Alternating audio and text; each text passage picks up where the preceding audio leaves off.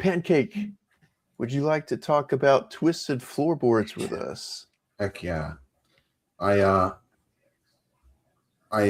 played in an ultimate no prep challenge, and I ran the game. Yeah. And we did like a liminal space sort of horror game where the building turned your own fears against you. And although we all had fun, I felt like it was a bit of a disaster. Yeah. And so I was like, but there's something there. It was so cool. It was almost so cool. And so I just kept thinking about it. I couldn't stop thinking about it. I was like, I gotta write something down. I gotta figure this out. And that's where Twisted Floorboards came from. I wanted to, one of the biggest objectives was to give as much agency to players as possible while still having the horror element. Mm-hmm. So it's like a kind of like a haunted house kind of thing, would you say? Yeah. My idea is, it's this haunted house that's marred by some tragic event in the past, but it's able to use your own shortcomings against you. The horrors it shows you should be very personal to you. Oh, that's interesting. Kind of like a mirror. Mm-hmm. When I read this the first time, I imagined it more of a liminal space than a haunted house. Mm-hmm. But I guess they're kind of interchangeable almost. Yeah, I think you could do either or with this system. Liminal space comes with a few more difficulties in that. Originally, my aim was to make it very liminal, but because liminal spaces, especially like horror-based ones, are very loopy and confusing, it became very difficult to keep everyone to keep the agency of players, because if they have no idea where they are or where that door is going to take them, then they don't really have any choices to make. Mm-hmm. So I wanted to avoid that. So it's more grounded than, you could still do liminal spaces that don't go crazy. But there are specific rules in here where like the GM can basically, as the haunt, right? The GM plays the haunt that has inhabited this building. They can change almost whatever they want. They can basically create illusions, what I call manifestations. But they can't move rooms and they can't get rid of doorways, so that players can still kind of navigate throughout. That's really interesting. Is this the NPC where we're two brothers exploring a mall? No. That was the one right after, I think. Oh, interesting. Okay. Yeah. You were a player in that one, I think, actually. Yeah, I was. Yeah, if we want to kind of go through it a bit. Yeah. I can answer questions. So it's like you're going through the house and the haunt is trying to make these manifestations. Mm-hmm. And the manifestations can cause you to, they can't physically harm you. No. But it's like a trial you have to go through based on your own sins. Each player has a sin. Yeah. So the idea is that it psychologically assaults you until it can basically break you down and turn you into like a monster almost. Driftless. Yeah, I call it driftless. I don't know why, but I felt like it's cool when you have these names for all the stats instead of stress level and stuff. Yeah. But I like that's really cool. They make sense. Mm-hmm. They're evocative. I love how that naturally drives you to a certain universe, because you can really see how maybe there already is a driftless here that lost everything, and now they're bound to this place. There's like this scary other that is within the space, Yeah. That is in the GM section. It's something about that. Nice. One thing I tried to do is, because I have no talent with drawing in the slightest, is I Same. tried to add a bit of flavor with like these text boxes, and I tried to show examples of like, how do you play 4D first of all, and then what does the specific things in this game look like. That's cool. Those examples are so helpful, Yeah. especially with like some might read this and think it's like a more abstract idea. So those really help me understand what this looks like in practice. Yeah. Especially with how many people are like, oh, it sounds like something we've already been doing, and then it's like, no. Here's a specific example. So please have a 15-second clip. Right. Yeah, exactly. Yeah. Once we get PDFs able to like play audio clips, that'll be the end times. So. The blood loss quote is one of my favorites. I was just reading that one. I really like that one. That's exactly what I was saying. Yeah. Clutching my side, I fall against the vanity. Blood seeps past my hand and drips down to the floor. I start to panic as I see the widening pool below me. Yeah. That's nice. That's very cool. You're a nobler man than me. I think I literally just gave Space Roadie a markdown file. I was like, here you go. I started trying to fiddle with Affinity, and then I realized I hadn't used it in so long. It's updated to version 3, and I was like, everything's moved and it's scary and it's not working. I don't know, Space Roadie, here you go. Once again, that is a sign of outsider art, though. You just eschewing the usual manner in which something is achieved, right? That's really cool. Yeah. I really so going through this, something that stood out to me is how playing on the character's pasts and flaws oddly builds itself well towards something we usually are against, which is having a backstory for the character. What are your thoughts on that? I think the idea is, you kind of need a backstory for a psychological drama. Yeah. Which this aims to be, very psychological. We want to explore your character's mental state. Yeah. And so I think for this particular use, backstories are pretty important. But I tried to narrow the focus, like what matters about your backstory. That's very smart. And the main focus is like, you did something you're guilty about, and this haunted house is going to twist the knife, right? Almost like a more psychological version of Saw. Like, yeah, that's pretty cool. And I love how right next to each other are two sections that are totally different, right? Like yours is we have something that's almost wholly focused on combat into something that is almost wholly on the psychological side. So that's really cool. I actually really like in that sinners portion, the desire, sin, and virtue, because even though they're very specific for this game, I think thinking in those terms can actually be very useful for creating characters in other game systems as well. And I also like the example of like when you say like a desire can be broad or specific, you give a very quick and punchy example of like be loved, or I want my next door neighbor to love me. Yeah, I think you did a great job with the examples. Oh yeah. I think what your character wants is probably the most important question you can answer when you're making a character.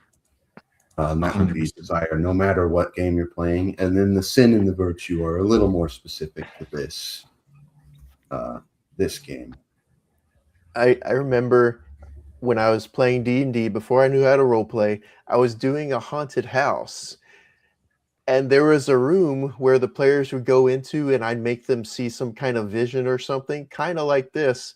And I was thinking, I don't know anything about these characters, so I'm going to have to make up a backstory for them on the spot. I hope they're okay with it.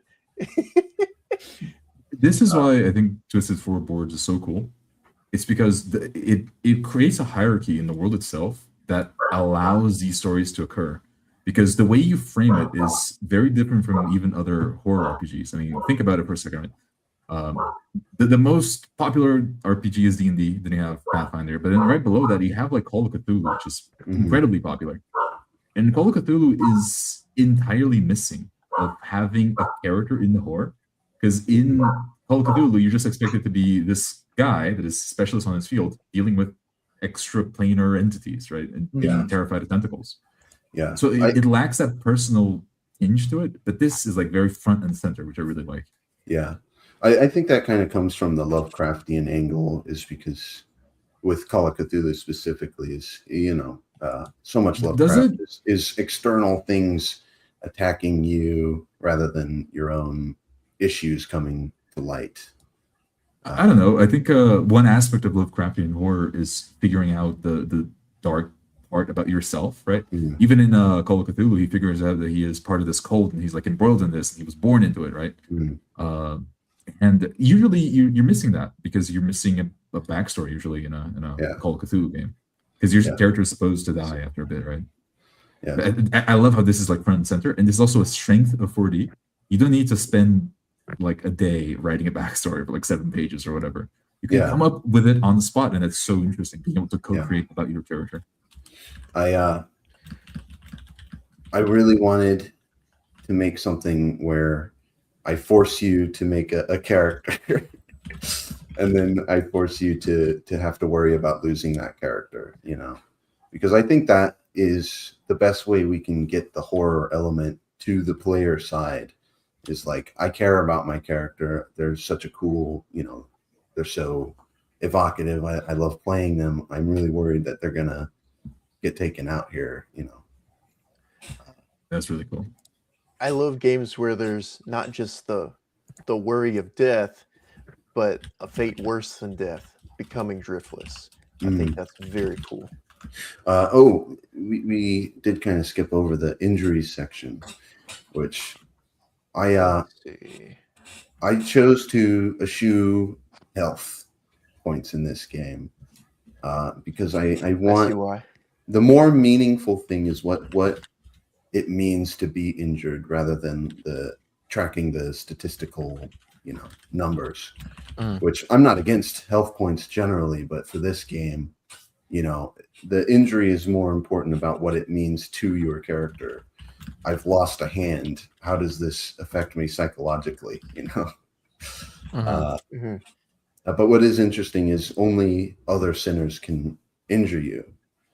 And so that's another aspect. Is like, this is possibly someone you came here with, you've known before, and now they've like turned on you and attacked you. And I wanted it to be pretty brutal. Like if combat comes up between sinners, somebody's going to get messed up. Yeah. Which can often be it can often be a big issue in a horror game. Because you're playing like D&D in a more horror setting like Ravenloft, and the evil vampire comes to attack me after a tense scene. Then I have 32 hit points. He deals 9 hit points of damage. Yeah. Okay. I guess I can keep a little bit. I guess. Yeah. So that's really cool. Like not having hit points, it removes it really removes the safe space from the player. There's nothing safe about it. Just in a trick of the script, you can just die instantly. That's really cool. I really want to inspire players to enjoy, like, the GM might just say, the slasher brings his chainsaw down on your arm, and the player is excited to be like, blood is gushing and I'm rolling on the floor screaming, It's incredible what happens when you have a high trust game where everyone wants to have the same experience, not just win the encounter. Right. And how well the mechanics lend themselves towards the tone. That's a great point there, Conway. Is if you do have the hit points and you just know, even if your character doesn't know, and even if you're trying to be in character, you will always have that feeling of, well, I can take 5 more hits like that, and that feels like an eternity. That feels like, I'm don't have to really worry until 4 turns from now. So, but that's also why I kept cohesion as a point system, is because I like the idea that it's a slow burn. As you're slowly losing cohesion, you're losing more and more of what it means to be you and stuff. Mm-hmm. And it can sneak up on you almost like, oh yeah, I took 2 dissonance there, 2 dissonance there, not a big deal, and then it keeps going, and then you're like, oh crap. Mm-hmm. It's like, what does it mean to have 2 out of 10 cohesion? Yeah, it's like, who am I again? And I can always I can immediately imagine like little situations, like only taking a little bit, maybe being like, I don't remember what my favorite food is. I don't remember what, like little things where it's like creepy but not that big a deal, and then like remember, forgetting familiar faces, forgetting, like what's and I think what part of what adds to the creepiness is that's very real with how we all eventually, most of us will start to lose our memories before we go. It won't be sudden, and that's there's a very creepy real aspect to it. There's no way you can, if you actually role play this, that it won't be creepy. There's so many like Call of Cthulhu modules where it's like, oh, this is for a beginner, so we make it straightforward. You go down the tunnel, there's a monster at the end of the tunnel, the end. Yeah. It's not necessarily bad, but like all the time, it's like, oh, okay. Right. This succumbing to losing who you are, that's insane. Mm-hmm. Very cool. Was it just me? I think I froze out of the thing. I see you. Okay. Everybody disappeared for a minute there. Like the highlights of the haunt. I was reading through that, and it's very interesting mechanically to me. How you're like representing something that can't physically touch you, but is still a very present threat. Yeah. The haunt. I think of the haunt itself as like almost a force in nature, like a tendency towards driftlessness, dissonance. And what I wanted to do is, because this is such a character-focused game, I wanted to give the GM a character that they can play as well, and that can flavor a lot of the manifestations. So I made the Catalyst, which fits well with like your classic ghost story, the victim of a terrible murder who can't move on to the afterlife, and the haunt is assaulting them just like it is the players, kind of thing, and using the Catalyst to spread driftlessness, dissonance. I think that this is like Eldritch Horror done right. Because how do you explain an entity that can't really be explained? The haunt is just what it is. It's just a force of nature. I love that, like that description of it. Because how do you explain a tornado, right? I mean, you can try to get into it, but it's a over-complicated story. Right. I love the haunt as like this force of nature, almost like it's not even malignant in a way. It is like a pool. It is a pool of black liquid that you see the darkened version of yourself out of, right? And that's really cool. I struggled for a long time with manifestations because I wasn't really sure what they should be. And originally, I used to have it so that players could also manifest things. And so we were in this sort of psychic dreamscape sort of thing.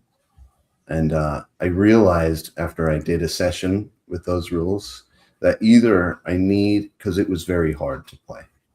And I either needed to go full dream world or more solid, concrete world. And I decided to go a little bit more concrete. So only the haunt can manifest things. But I think it actually works because it means that, only this malevolent force has power over the the building and what manifests within it. Mm-hmm. Did you take any inspiration from what was it? Afterlife from Space Roadie that he wrote?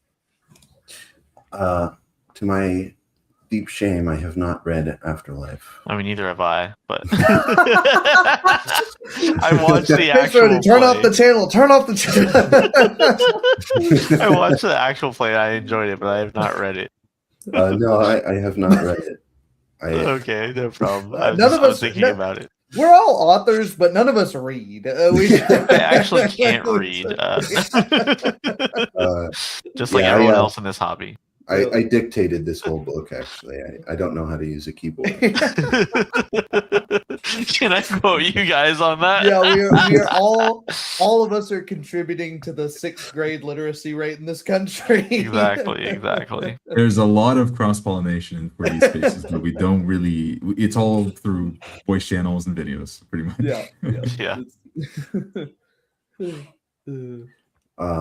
Yeah, I think I'm pretty happy with that as a representation, unless someone has any questions.